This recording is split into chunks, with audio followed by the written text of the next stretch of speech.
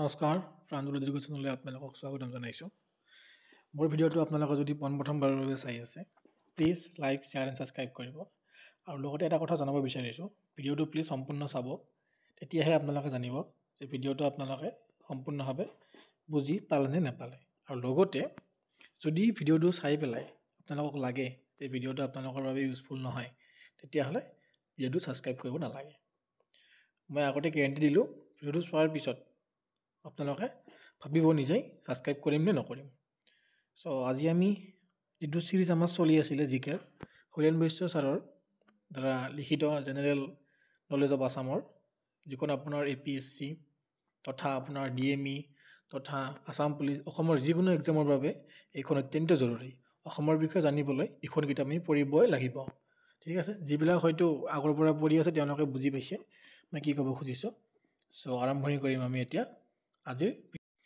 প্ৰথম কুৱেশ্যনটো আহিলে আপোনালোকৰ মাজত মই যিবিলাক একদম ইম্পৰ্টেণ্ট আৰু জৰুৰী সেইবিলাকে লৈ আহিছোঁ।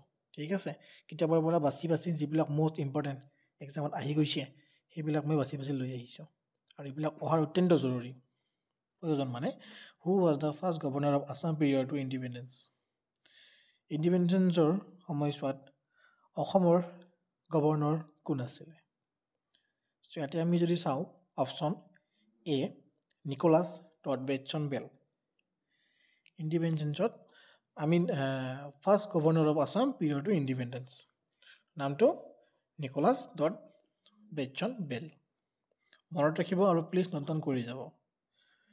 Which Ahom ruler was also' known as the Kekora Raja due to his crook spine. কোনজন আহোম ৰজাক কেঁকোৰা ৰজা বুলি জনা যায়? ঠিক আছে, ইয়াৰে ভিতৰত মই ডাইৰেক্ট অপশ্যনটো ডাইৰেক্ট কৈ দিছোঁ। ঠিক আছে, যিহেতু বেছি দীঘলীয়া কৰিলে আপোনালোকে হয়তো অসুবিধা পাব। মই ডাক দি লৈ আহিছোঁ ইয়াতে। চুটিনফা অপশ্যন চি নাদিয়া ৰজা, যাক কেঁকোৰা ৰজা বুলিও কোৱা হয়। মনত ৰাখিব, কেঁকোৰা ৰজাক নাদিয়া ৰজা বুলিও কোৱা হয় আৰু তেওঁৰ আচল নামটো হ'ল চুটিনফা। ঠিক আছে। During the reign of which Ahom ruler the battle of Alaboi took place. অসমৰ কোনটো ৰজাৰ শাসনকালত আলাবৈ ৰণ হৈছিলে? ঠিক আছে, ইয়াতে আপোনাৰ অপশ্যন আছে ৰুদ্ৰসিংহ, জয়ধ্বজ সিংহ, চক্ৰধ্বজ সিংহ আৰু উদয়াদিত্য সিংহ। ইয়াতে আমাৰ গোটেইকেইটাই অলপ কনফিউজন হৈ যায় তেতিয়া, কিন্তু শুদ্ধ উত্তৰটো হ'ব আপোনালোকৰ চক্ৰধ্বজ সিংহ। এইটো মনত ৰাখিব দেই, এইটো বহুতেই ইম্পৰ্টেণ্ট হয়, ভেৰি ভেৰি ইম্পৰ্টেণ্ট, এইটো বহুতবাৰ আহিছে।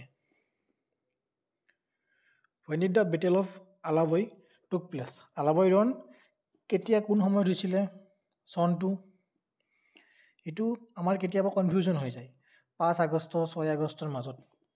ভালকৈ মনত ৰাখিব, এইটো যোনটো হৈছিলে সেইটো এটা অড নাম্বাৰ হয়।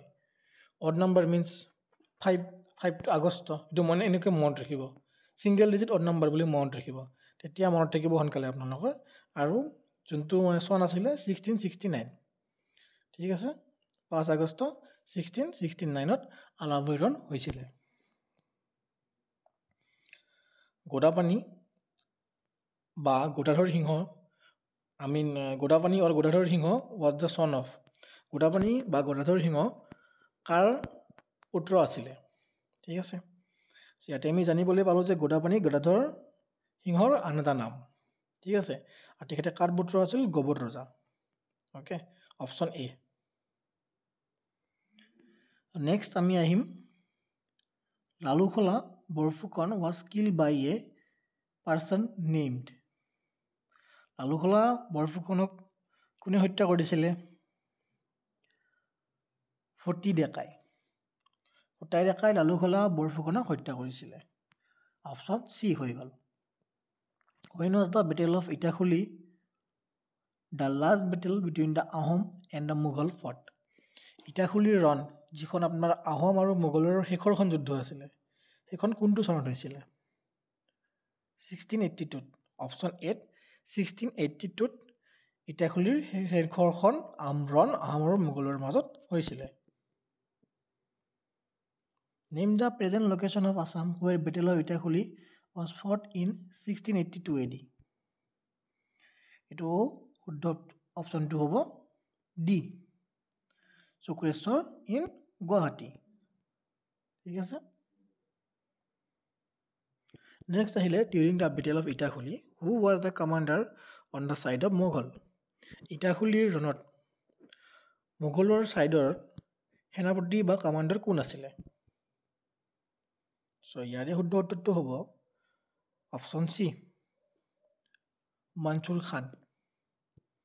নামটো ভালকৈ মনত ৰাখিব, যিহেতু এনেকুৱা নামবিলাক আমাৰ অলপ কেতিয়াবা মিষ্টেক হৈ যায় বা কেতিয়াবা অলপ পাহৰি যাওঁ, যিহেতু অপশ্যন কেতিয়াবা এনেকুৱা আহি যাব পাৰে 4-5টা নাম দিছে, 4টা নামেই একে।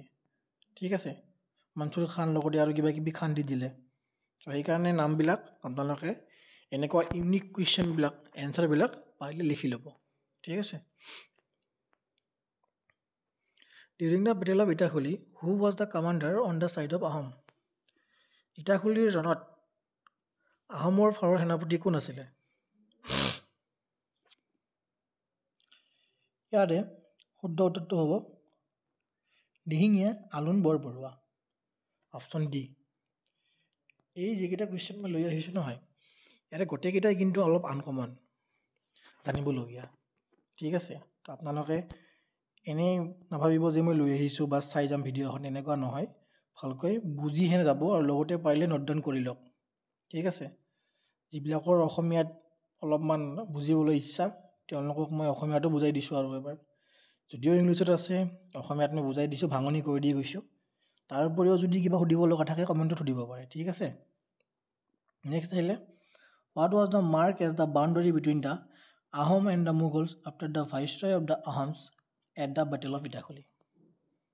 চ' ইয়াৰে অপশ্যন আছে আপোনাৰ Manas river, Sankosh river, Chaddanira river, Dikrong river. ইয়াৰে ভিতৰত শুদ্ধ অপশ্যনটো হ'ব আপোনালোকৰ এ, মানাস ৰিভাৰ।